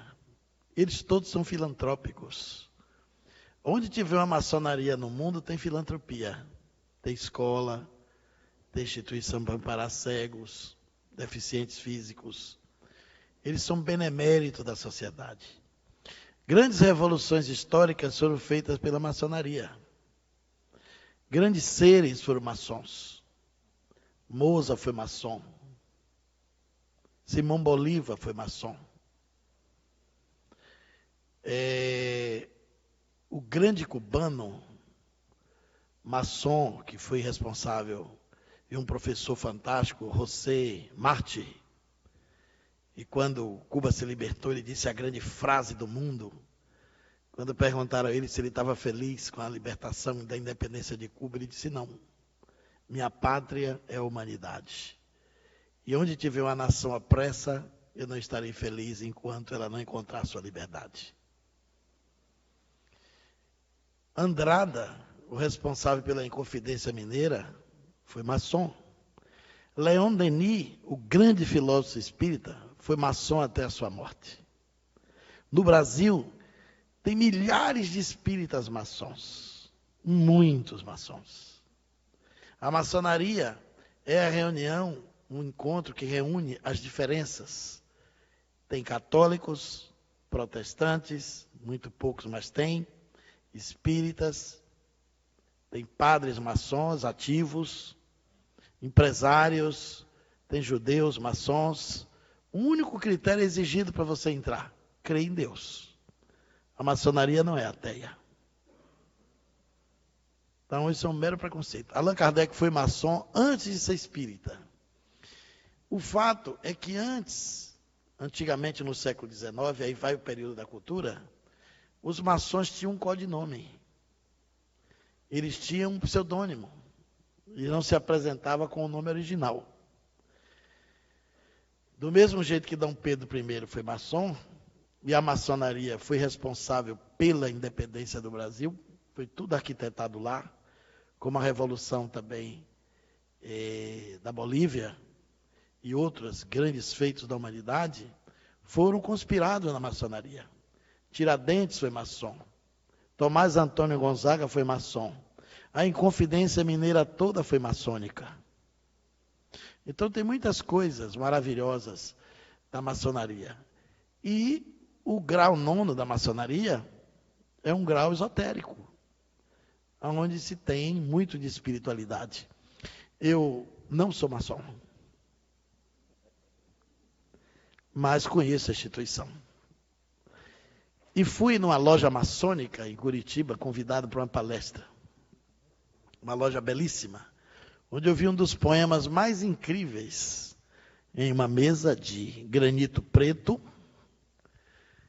e uma luz em cima, as letras cravadas no granito, em baixo relevo, branco, e uma caveira perfeita, quase polida, belíssima. Tem gente que não acha beleza na caveira, mas essa era bonita. E na frente da caveira tinha um verso, e você lia assim: ó mortal que aqui me vês, nesse estado em que hoje estou, eu já fui como tu és, um dia serás como hoje sou. Todo maçom tem o seu túmulo antecipado, devidamente cadastrado, para saber onde vai ser sepultado. Eles acreditam na vida após a morte. Eles chamam de Grande Oriente Eterno. É claro que é uma instituição toda simbólica. A maçonaria foi a guardiã do conhecimento humano na época que você não tinha como se libertar das opressões, não tinha direitos. Ela foi a instituição que guardou direitos, que garantiu a defesa das pátrias, os direitos civis, garantiu muita coisa útil. Então eu sei que a pessoa está no senso comum da maçonaria, que pensa que lá tem um bode preto, que eles fazem culto ao demônio. Também já pensaram isso no espiritismo. Ainda tem gente que pensa hoje em dia. Então, é importante conhecer isso. A pergunta, de qualquer forma, revela a necessidade de conhecer. Quando Allan Kardec se tornou espírita, ele ficou sendo um maçom adormecido. Porque não existe ex-maçom. Você, quando não passa a frequentar, você é chamado de maçom adormecido. Eu estudei, durante 6 anos, fenômenos paranormais dentro da ordem maçônica. Tem muitos fenômenos lá. Que é uma instituição milenária e guarda muita coisa interessante. E é uma instituição benemérita, que merece todo o nosso respeito, nosso aplauso e consideração. Claro que tem os maus maçons, mas também tem os maus cristãos, tem os maus espíritas, tem os maus padres, tem os maus profissionais, tem os maus médicos, tem os maus advogados. Isso não macula a instituição. É um crime da estrutura humana. É um defeito humano que está em todas as posses e em todos os lugares. Então, Allan Kardec foi maçom, frequentou a loja de Leon Denis e os princípios que estão lá na Gênesis, aquelas frases potentosas de Deus, o grande arquiteto do universo, isso é maçônico. A ideia de trabalho, solidariedade e tolerância é maçônico. O princípio, o lábaro da Revolução Francesa, de igualdade, liberdade e fraternidade, é maçônico. Vem da maçonaria. Eles trouxeram e Allan Kardec incorporou. Na Revista Espírita, o espírito de Jacques Demolay se comunica, evocado na Sociedade de Estudos Espíritas de Paris, e sugere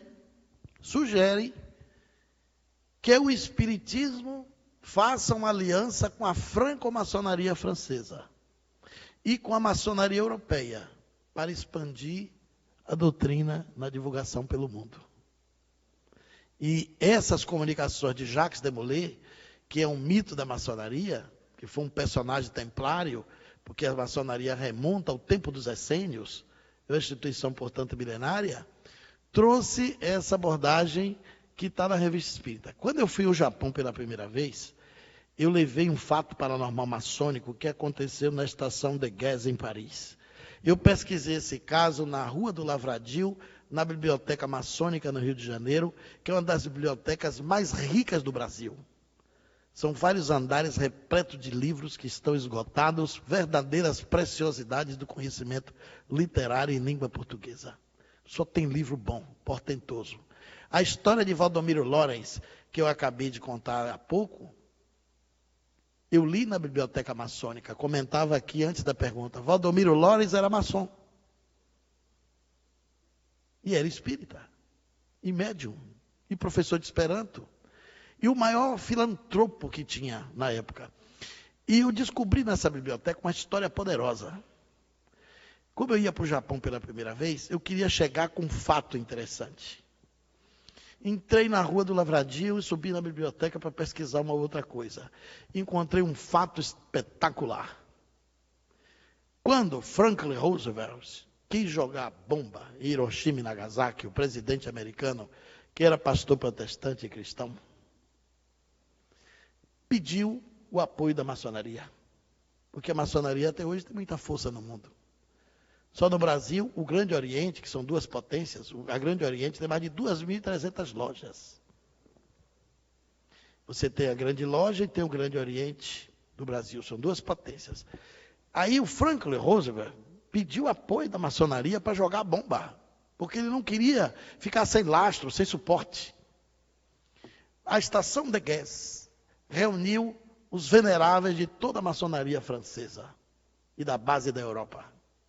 Se reuniram para decidir se apoiava ou não a jogada da bomba nas duas cidades de Hiroshima e Nagasaki, a bomba atômica. Mais de 30 oradores se inscreveram para falar. Na última hora, um orador francês. E geralmente era colocado pela ordem do grau maçônico para falar. Esse homem tinha um grau elevado, e 2 oradores pediram, venha para falar depois, acabou que ele foi sendo o segundo orador. Ele falou durante 35 minutos. Todos os oradores suspenderam a palavra. A maçonaria foi contra a bomba. Ninguém precisou falar mais nada. O silêncio foi sepulcral. Feria todos os princípios maçônicos. Matar. Explodir bomba num povo inocente, matar civis. Os princípios maçônicos são todos princípios pacifistas, de fraternidade universal. Quando esse orador terminou, teve um jantar maçônico. Procuraram o homem. O homem desapareceu. Sumiu. 2 secretários da loja, no outro dia, foram mexer nos arquivos. E vi um livro. No livro tinha uma fotografia, uma pintura. E era o orador. E foram mostrar o venerável da loja. Olha aqui, o orador de ontem. Ele disse, impossível. Será que foi ele mesmo? Ficaram na dúvida. E o rapaz disse, foi eu que fiz a inscrição dele. O orador se chamava Conde Saint-Germain. Estava morto há muitos anos. Ele se materializou dentro da maçonaria, fez um discurso de 35 minutos e estagnou o apoio da bomba atômica no Japão. Eu abri minha conferência com isso. Na plateia tinha 2 maçons. A maçonaria estava chegando no Japão naquela época. Esses 2 maçons me levaram ao encontro do Dr. Hiroshi Motoyama, diretor da Universidade de Ciências Humanas, que também era maçom, um grande cientista japonês. Então a gente tem que ter muito cuidado para não embarcar na onda do ouvir dizer. Porque durante muito tempo os espíritas também faziam parte com o demônio. Na época do regime militar, os militares obrigaram os centros espíritas a ter livro de presença, e até hoje tem centro antigo que tem o por vacina. Aquilo é porque os militares receberam a queixa que os espíritas eram comunistas.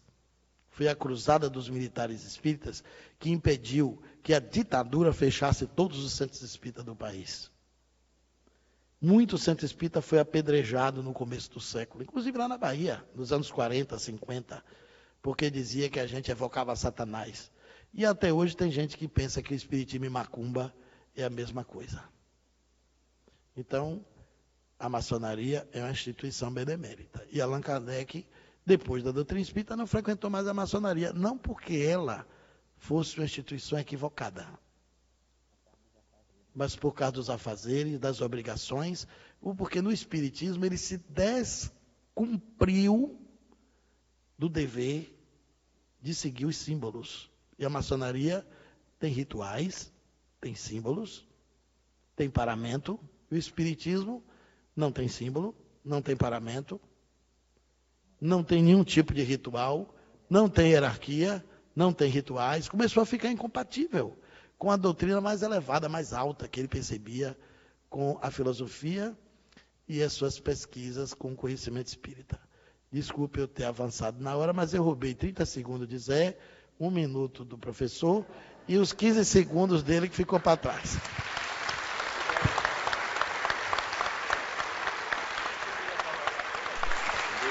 Eu queria só fazer um complemento, porque, isso aqui, olha, não é uma biblioteca ambulante.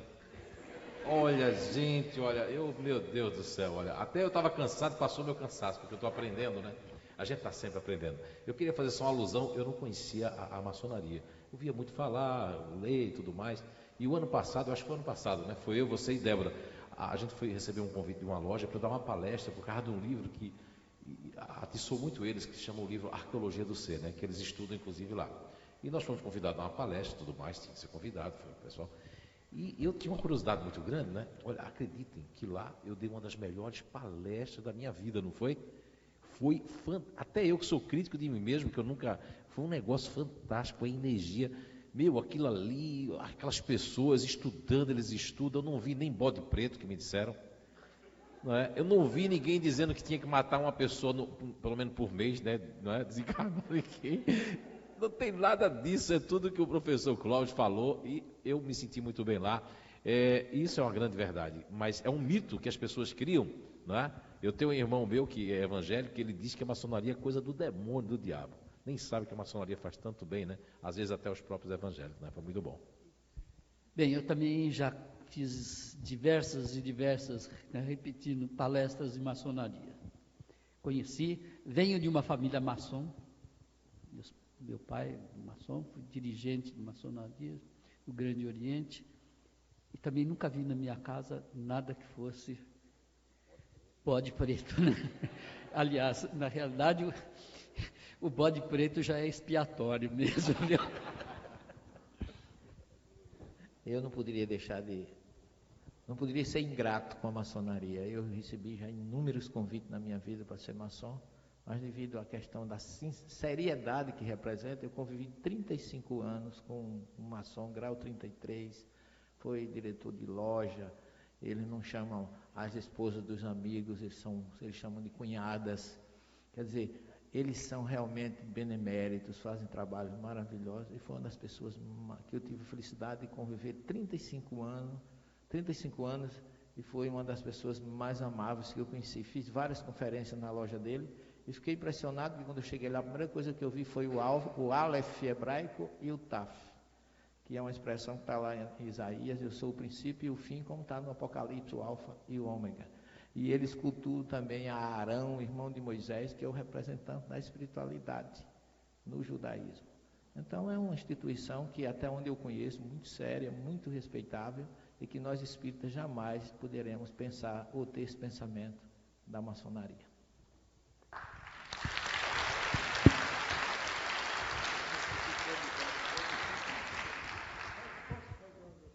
Já que é para quebrar protocolo, também quero fazer a minha participação. Em 1998 eu fui iniciado na maçonaria, hoje também por incompatibilidade de tempo, e dessa questão da ritualística, professor Clóvis, também não tenho mais como participar, mas realmente Foi muito boa essa pergunta, para que seja esclarecido realmente esse grande...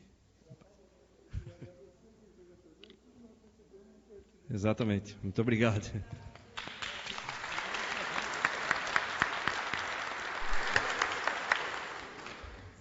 Bom, no andar da carruagem a gente deixou vocês passarem um pouquinho só em algumas perguntas, mas como já é quase 9 horas, nós vamos fazer a última para cada um, pode ser? Pode. Mas daí agora tem que respeitar mais o tempo, ok? Na verdade, temos 7 minutos. 2 para cada um. Sim, uma pergunta para cada um, a última. Então, Zé Araújo. Ao desencarnar, o espírito, parece aqui que a palavra é aumenta. Então, ao desencarnar, o espírito aumenta a consciência, juntando as conquistas de vidas passadas, tracinho, acertos e equívocos. Ao reencarnar, essa consciência se torna o inconsciente do indivíduo reencarnado? Bem, isso é uma questão que eu me fiz quando adentrei o Espiritismo. E para mim ficava muito assim difícil, né? Porque o próprio Livro dos Espíritos não foi claro em relação a isso. E hoje não tem nada claro, porque, olha, cada ser humano aqui é um mundo em particular, é único, tá? Eu tenho um grande exemplo que eu uso nas minhas palestras aí, é a questão das digitais. Eu quero saber aqui quem tem algum irmão ou parente que tenha digital igualzinha à sua. Não vai existir. Isso aqui é exatamente uma imitação barata, pequena, do que representa a nossa individualidade espiritual.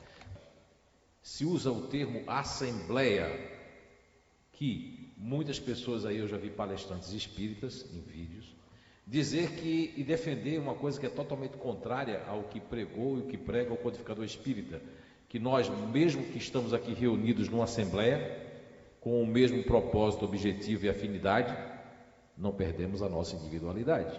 E há pessoas que falam que nós perdemos essa individualidade. Bem, essa questão de ter consciência, ou consciência, como queira chamar, do que você é, e se você vai ter na outra vida, eu acredito que isso depende muito do teu grau evolutivo. Porque, como hoje foi pregado, existe a reencarnação, uma reencarnação programada, e existe aquela que o professor Clóvis mandou muito bem e que eu apelidei de compulsória, que é aquela que o cara que é estrupador, o cara que é um assassino, ele não tem direito de, no mundo espiritual, ter consciência. E essas pessoas todas? Como é que vai ter consciência de ter alguma predileção de reencarnar, de escolher alguma coisa, se ele tem que ser guiado? É um cego que precisa ser guiado. Então, essa questão da consciência está totalmente ligada, pelo que eu aprendi, acredito que os professores sabem mais do que eu, ao grau evolutivo. Depende, aquilo que disse assim, ó, depende. Vai depender de quem é você, do que você fez. O irmão Alamar trouxe um ensinamento fantástico, depois eu estava meditando sobre isso. Ele disse que teve um estado de perturbação. E o Livro dos Espíritos fala sobre esse estado de perturbação, né? Ele teve um estado de perturbação, depois entrou num estado, né, de consciência de si mesmo, e com certeza ele vai ter consciência na outra vida do que ele foi, vai depender do que ele merece ou não merece saber. Tem muitas coisas que a gente não merece saber. Por que não merecemos saber? Aproveitando os grupos, me fizeram uma pergunta assim, quando a gente desencarnar a gente vai lembrar do grupo que a gente foi? Tem gente que conheceu o grupo, leu o livro, né? Mas nunca procurou botar em prática. Por que ele vai ter que se lembrar lá? Porque já pensou ele chegar numa colônia, e aí, qual é o seu grupo? E o seu qual é? E o seu? Ele vai chegar, se ele não fez prática boa disso aí, vai ser igual aos espíritos. A Bezerra de Menezes é o primeiro espírita, né? Que nasceu espírita, é isso? Mas de lá para cá foi que veio os espíritas. E antes? Antes nós éramos católicos, éramos crentes, éramos ateu, perseguidor, jogava pedra na cruz. Então vai depender muito do grau evolutivo de cada um para ter essa consciência. Não é para todo mundo, não. É a questão do Sai Baba que ele trouxe hoje, né? Ali é diferente. Olha o nível espiritual de um Sai Baba, que tem consciência, né? E de uma pessoa que é um assassino ali e que matou pessoas. Então o nível de consciência está ligado ao grau evolutivo de cada um de nós. Uma boa noite, né? E até outra vez.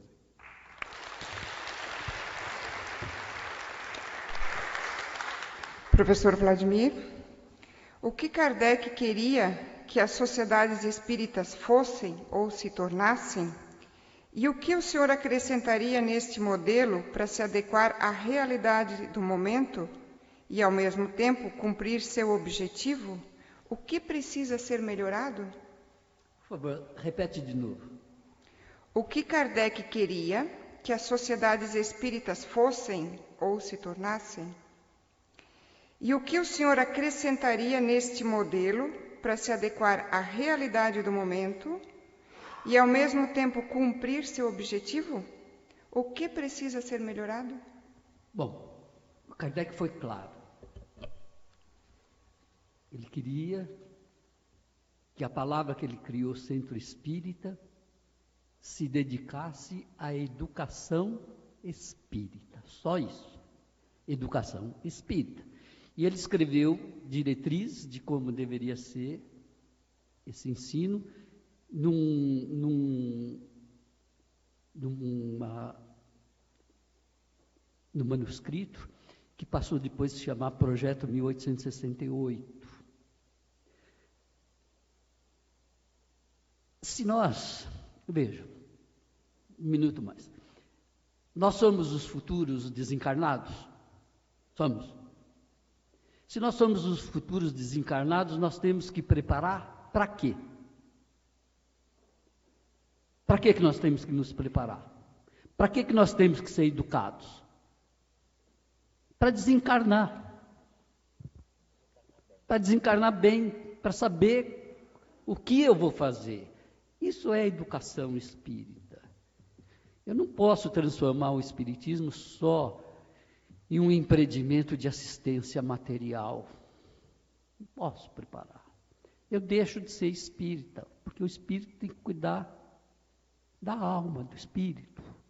Eu preciso ter uma educação espírita, eu preciso conhecer espiritismo para me preparar para desencarnar.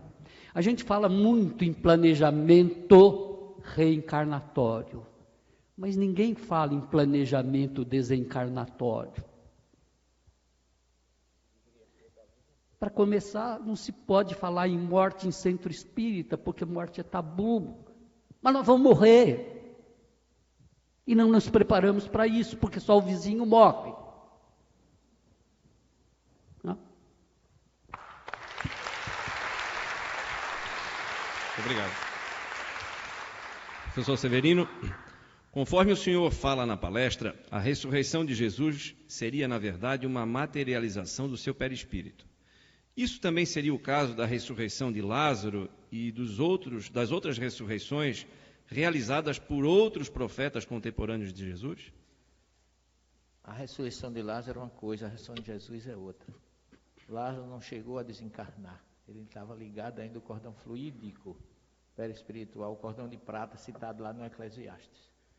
Mas eu gostaria de pedir permissão no tempo que me resta, para completar. Amanhã nós vamos ter ainda uma sessão de perguntas, não é isso? Ou não? Amanhã tem uma segunda sessão, não tem? Tem não, que pena. Eu pensei que tivesse, mas eu gostaria de dizer apenas o seguinte: a ressurreição de Jesus foi perispiritual. O corpo dele, segundo Kardec, em A Gênese, Jesus teve um corpo fluídico na ressurreição. Então está bem claro. Paulo fala isso também, está de acordo com a sua carta aos Coríntios, capítulo 15, ele dá uma aula sobre isso, quem quiser ler. E há um corpo material e há um corpo espiritual, e semeado corpo material ressuscita corpo espiritual. Eu queria dizer da minha felicidade de estar aqui com Clóvis, que eu já conheço há mais de 20 anos que eu conheço Clóvis, no tempo que ele era bem magrinho, hoje ele já está um pouquinho mais forte. O professor Sanches, que a gente se encontra todos os anos lá em Poços de Caldas, e o Zé, que nosso conhecimento é pouco nessa encarnação, mas de outros nós já estamos bem adiantados no relacionamento. Ele, aí eu disse Cipriano, que aliás meu avô era Cipriano, né? Então aí há uma família também nessa história. Mas só para fechar, que eu não podia deixar de dar mais alguns exemplos da questão anterior, eu podia dizer a vocês que Moisés nunca atravessou o Mar Vermelho, e que existe um erro crasso de tradução, que é quando Moisés desce do monte, está lá no Êxodo 34, ele desce do monte com as tábuas da lei na mão. E quando ele desce, segundo o texto original que está lá no Êxodo, ele trazia Karam, que em hebraico chama-se raios de luz em sua face. Mas ele não sabia, segundo o Gênesis, que ele trazia aquele raio de luz. Jerônimo, tradutor da Vulgata, quando foi fazer a tradução desse texto para o latim, como o hebraico não tem vogal, as letras são Kaf, Resh e Nun. Jerônimo, em vez de traduzir, colocar 2 A's, Karan, ele colocou 2 E's, como 2 E's, e traduziu Keren, dizendo que Moisés não desceu com raios de luz, mas com 2 chifres na sua testa. O resultado disso é que Michelangelo faz a esculpe Moisés. Quem foi a Roma já deve ter ido vizinho ao Coliseu, tem a igreja de São Pedro acorrentado. Lá tem um altar em que Moisés está com 2 chifres, feito por Michelangelo, porque ele baseou-se na tradução de Jerônimo da Vulgata. Ele diz, cornuta face sua, que tinha 2 chifres na sua face. Então vocês observam muitas vezes um erro de tradução, o que pode causar. Inclusive que a igreja quis destruir essa estátua de Moisés, por causa dos 2 chifres, que foi um erro de tradução de Jerônimo. E são algumas coisas que eu aponto como tradução. A palavra mar vermelho em hebraico, no original, está Yam Suf. E Suf, Yam em hebraico pode ser mar ou pode ser lago. E Suf, que significa junco. Junco é uma planta que se faz o papiro no Egito. Se extrai o pendão dela para fazer o papiro. E o junco não dá em água salgada. Então, o Mar Vermelho, que é o Golfo de Aqaba, ou o Golfo de Suez, mais ao sul do atual canal de Suez, jamais Moisés poderia ter atravessado por ali, porque o junco não dá em região salgada. Então, ele deve ter atravessado nas regiões ao norte do canal de Suez. Isso é uma teoria científica já provada. Quer dizer, ele atravessou pelo o Lago dos Juncos, que era uma região que era influenciada pela maré do mar Mediterrâneo, e naquele momento estava baixo, ele conhecia tudo ali, e atravessou com o povo por ali. Então ele nunca atravessou o Mar Vermelho. E quando eu digo isso na minha aula de Ciência das Religiões para pastores, os olhos deles arregalam, olham para mim, parece que estão vendo o bode preto da maçonaria, ou o próprio Satanás na frente deles. Isso é só para vocês terem uma ideia das consequências que acontecem com a tradução de um texto. Então, daí a importância do que a gente levantou aqui hoje com relação ao Livro dos Espíritos e com relação ao trabalho que a gente faz. Queria dizer da minha alegria de estar com vocês. Estamos à disposição para, em futuras ou em outras oportunidades, falar a respeito disso. Muito obrigado a vocês, uma boa noite a todos. Muito obrigado.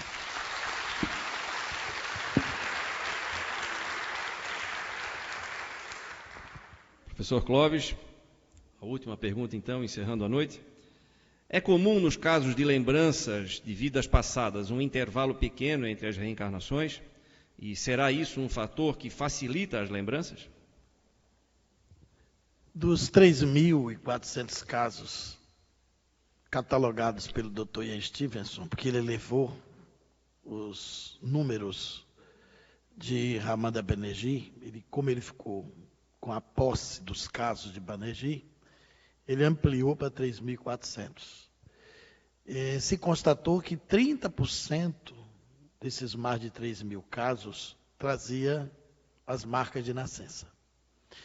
O motivo da criança lembrar é a intermitência curta. Nós não lembramos diretamente, mas temos a memória. Todo mundo tem memória extracerebral. Mas nós trazemos essa memória nas aptidões, na estrutura da personalidade, nas nossas inclinações, nas vicissitudes, nas nossas maneiras de agir, de comportar, de conviver. Somos uma personalidade atual, com múltiplas personalidades pretéritas. O espírito é uma única individualidade de muitas personalidades. A cada reencarnação, uma personalidade que se soma a uma única individualidade. Então, quando a média nossa de tempo no além é mais ou menos a média de tempo na Terra. Tem espíritos, tem as exceções. Tem espírito que leva 2, 3 séculos para reencarnar. E tem outros que podem levar 2, 3 meses, e outros que podem levar até 2 horas. Desencarnando aqui e reencarnando depois. Já há pesquisa nisso, com dados bem seguros, de que tudo é muito relativo para a necessidade de cada um. Somente 0,2% das crianças do mundo têm a memória extracerebral. Lembram espontaneamente. É um número reduzidíssimo. E o que os pesquisadores constataram? O máximo de intermitência foi 8 anos, quando teve essas memórias. E entre as marcas de nascença, o período de uma vida para outra era de 3 a 4 anos. Quando o percurso, a intermitência reencarnatória ainda era menor, as marcas apareciam. Isso significa dizer que o perispírito, o campo da outra vida, impressionou na biologia, na carga genética futura, de um corpo novo, cujo cromossomo do pai e da mãe não tinha aquela informação, o perispírito interferiu ali e fez uma alteração. Ele imprimiu uma marca de outra existência, de trauma de morte, num corpo que não deveria ter aqueles informes. Isso mostra como o campo pode interferir na estrutura biológica da pessoa. E esse fenômeno, ele abre uma janela imensa com a interferência do campo em outros setores. Hoje, por exemplo, na era dos transplantes, já se descobriu há muito tempo esse fenômeno. Não se tinha explicação para isso. Que às vezes o transplantado do órgão começa a se comportar com traços da natureza ou do comportamento do doador. Na França, uma senhora que recebeu o órgão de uma moça de 16 anos, ela com 51, acordava com vontade de jogar vôlei na praia. Ela nunca jogou vôlei a vida toda, mas esse era o esporte preferido da menina que morreu. Na Espanha, o camarada de 47 anos ficou com um gesto do doador, que era puxar a calça com o braço esquerdo, ele tinha um cacuete e piscar o olho esquerdo. O doador tinha esse hábito, ele tinha toque. Hoje, os hospitais de transplante do mundo todo não aceitam mais órgão de suicida, porque o receptor morre. O receptor do órgão tem que tomar uma substância chamada ciclosporina, que é para fazer a aderência, para não ter rejeição do órgão. Então, eu já ouvi explicações dos mais variados. A medicina não leva em conta a compatibilidade do campo, porque ela não considera o campo, ela leva em conta a compatibilidade biológica e a compatibilidade sanguínea. Mas o que acontece? O indivíduo deixa no órgão que o perispírito dele construiu, desenhou, organizou, metabolizou a frequência vibratória do campo dele. E pode acontecer aí uma sintonia indireta com a mente do doador que morreu, mas não desencarnou, morreu, mas não desencarnou, ou desencarnou e não sacou que morreu. E aí o que se pensa que é uma memória do órgão, pode ser a mente do desencarnado em contato direto com o do receptor. Embora tenha esses fenômenos, isso mostra como o campo está ali presente. O Zé é psicômetra, né? E na psicometria há um fenômeno comum. Você pega o anel de alguém e põe na mão do psicômetra. Isso é alguém que ele nunca viu. Ele concentra a atenção da consciência dele no anel e começa a descrever a vida do dono do anel. Isso significa dizer que o dono do anel já deixou frequências vibratórias que coloca o parapsiquismo do psicômetra em contato vibratório com a história dele. Aquilo serve de endereço fluídico e vibratório, que o paranormal vai lá e pega a história de quem pertenceu àquele objeto. Na magia se faz isso, né? Pega um objeto de uma pessoa e faz a magia, e isso acaba adoecendo a pessoa. Porque aquela poção de concentração maléfica na magia, com o objeto sequestrado da pessoa, sem a pessoa saber, radia para o indivíduo, como endereço de frequência vibratória, a substância que vai adoecer a pessoa, às vezes até matar. Isso funciona.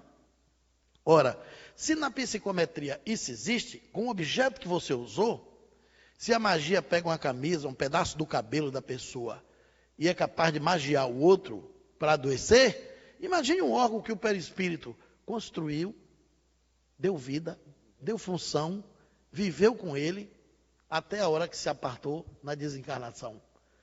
É um órgão vital para a pessoa que recebeu, mas que guarda a frequência vibratória com o espírito. Me lembro de um caso, porque esses assuntos são fantásticos. Eu disse que o tempo era curto, mas vou roubar 30 segundos. Numa psicografia de Chico Xavier, um espírito chega no além e todo dia, 10h30 da noite, ele sente uma alegria incrível. Uma paz de espírito, uma felicidade. E aí, passados 6 meses, ele conversou com um colega dele da colônia espiritual. E disse, você sente? Por que aqui 10h30 a gente sente isso? 10h30 para 11 horas. O outro espírito disse, ninguém sente nada disso aqui não. Isso é uma coisa tua. Aí ele foi procurar o diretor da colônia. O diretor da colônia disse, é o seguinte, quando o senhor desencarnou, doou suas córneas. Ele disse, o que é que tem isso a ver? O receptor se deu bem. Ele está enxergando com suas córneas. 10h30 para 11 horas é a hora que ele dorme. Ele ora pelo Senhor toda noite, manda uma vibração de amor. O que o Senhor sente é a vibração de gratidão dessa alma que está na terra, que reza porque no outro dia de manhã ele vai abrir os olhos e enxergar. Então, todo homem e mulher deve ser doador em potencial. Nós vamos evoluir um dia para que o corpo da gente, depois da morte, seja patrimônio da humanidade. Ah, mas eu não posso fazer isso, porque se eu doar, o espírito pode ficar apegado. Apegado por apegado, os vermes vão comer o corpo dele. Ele vai sentir a decomposição dos vermes. E se for gordinho que nem eu, os vermes vão adorar. Já que você vai dar os vermes para comer, entregue o seu órgão para salvar vidas. Porque essa vibração de gratidão do receptor pode lhe fazer muito bem. Veja como o campo vai longe. Por isso que Allan Kardec fala que quando a ciência descobrisse o perispírito, evoluiria em 10 anos e que não conseguiu em muitos séculos. É um dos princípios fantásticos do espiritismo. Mas eu queria também, embora o Foreblu termine amanhã, eu queria agradecer aqui a presença dos amigos e gostei muito das falas do professor Sanches, embora a gente tenha também uma outra percepção, que não é a dele, mas a dele é muito boa. E gostei dessa coisa da tradução, porque eu sozinho, sem saber isso de outros autores, encontrei 68 erros graves na codificação espírita. 68 erros. Nunca morei na França e não falo francês direito. Meu francês é totalmente macarrônico. Mas achei os erros graves porque não fazia sentido aquela palavra estar ali. Quando fui conferir, erro de tradução, erro de conhecimento, erro de interpretação doutrinária, a ideia da pessoa quando vai traduzir. Então precisamos ter muito cuidado, porque a gente já tem um Kardec de segunda mão, tem de terceira mão, tem de quarta mão, e agora tem um Allan Kardec apostilado, retraduzido, mitificado, que se distancia do Allan Kardec original, que a gente tinha que saber. Existe o espiritismo de senso comum e o espiritismo fundamentado por Allan Kardec. Nós temos que resgatar a identidade do espiritismo fundamentado, para não embarcar na canoa do senso comum. Porque senão a gente vai desconstruir a identidade original da doutrina espírita. Muito obrigado pela atenção e até amanhã.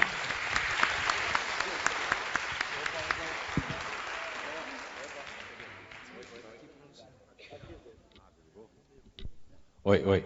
Não, eu vou fazer aqui uma reclamação, porque como o professor trouxe esse conhecimento aí, trata-se a reclamação com o Júnior. Eu não quero que ele diga o fato completo, até porque é meio... Mas o Júnior não conhecia a doutrina espírita como conhece hoje, e ele chegou muito aflito lá na... A gente se encontrou em algum lugar, rapaz, eu acho que foi lá no próprio CEAM que a gente se encontrou, foi numa sala que eu dava curso, nos encontramos, e ele trouxe um celular e falando um monte de coisa, eu digo, me dá aqui o celular, e ele teve uma comprovação de psicometria, que ele arregalou os olhos, ficou branco, olhou para mim, ficou mudo da voz, é verdade, Júnior, isso? E eu falei do celular da pessoa, como a pessoa era, o que é que ela estava pensando, o que é que estava acontecendo, e ele ficou olhando para mim assim, lembra disso? Sim, lembro. Eu acho que não era um celular, era um chaveiro eletrônico. Um chaveiro eletrônico, que tinha a energia da pessoa. Isso. Ele me deu, eu segurei na mão, até e o comecei motivo... a dizer tudo para ele o que estava acontecendo, sem ele me dizer uma única palavra, não foi? Até mas o ele não motivo tinha esse da conhecimento que ele tinha hoje, perturbação. faz muitos anos já. Sim, até o motivo da perturbação, tu disseste, olha, isso não é nada não, é apenas um sentimento de culpa muito forte que ele está trazendo, em função de algo errado que fez lá atrás e tal, e aí, conhecendo a pessoa, eu fiquei realmente... Foi uma coisa assim. E a outra foi com o Roberto Carrilho. Eu cheguei na fábrica dele, não estava lá, não sabia de nada, aí eu botei a mão na parede para me escorar ali, porque eu fui tirar um negócio do meu pé, uma pedrinha que tinha entrado. Quando eu escorei na parede, eu vi a cena do cara fazendo xixi ali, que não era para fazer ali, né? E o negócio que caiu lá do container, assim, tudo aquele barulho e a reclamação. Eu disse para ele, olha, aconteceu isso. Ele embranqueceu. Eu disse, como é que tu sabe? Isso aconteceu há 3 horas atrás. E eu fiquei muito chateado porque o cara fez xixi ali, não é? O cara veio fazer uma entrega, foi no banheiro, e depois o negócio do container que havia caído do negócio, eu não estava lá, eu senti pela parede, pela reclamação. Então, psicometria é bem isso que o professor falou. Obrigado. Muito obrigado. Encerramos então esse dia e reiniciaremos amanhã às 8h30 da manhã com a palestra do professor Severino Celestino, Jesus e os Samaritanos. Boa noite e bom descanso a todos.